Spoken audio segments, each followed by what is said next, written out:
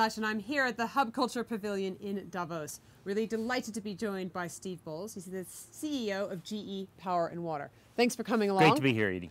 So tell me, what's the message that you came to Davos with? You know, as part of the power and water business for GE, and also I am the co-governor for the electricity forum here of leaders that touch that.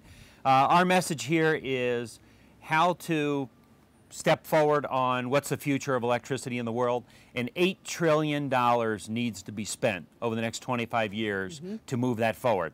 And if you look at that, $3 trillion has been spent in the last 15 years, but in the next 15, if you run those numbers, about 20% more spending a year is required to do that. But it's all about bringing affordable, reliable, and sustainable power to the world, and everybody's got a lot at stake with that.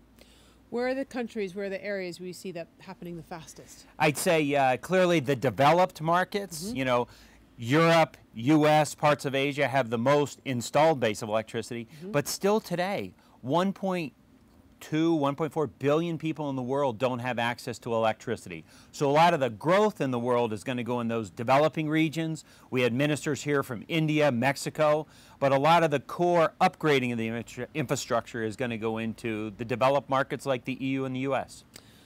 What's your key takeaway from Davos? What sort of surprised you while you've been here? You know, one of the things that everybody's talking about is the price of oil. Yeah. And being here last year, nobody said that it was going to be 45 a year later. Everybody's trying to figure out what the price of oil is. My bottom line is nobody really knows.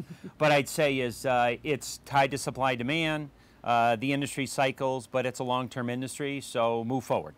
Is that a challenge or an opportunity? You know, for certain parts of the world, it's a bit of a challenge. Some of the big, larger projects will probably be delayed a little. But overall, a lot of the economists talked about it's basically a boost in GDP to some key countries, because you think about some of the commodities that are driven by oil prices. So to some areas, it can drive more growth. And some people's view on a macro scale, overall, it could be a slight positive.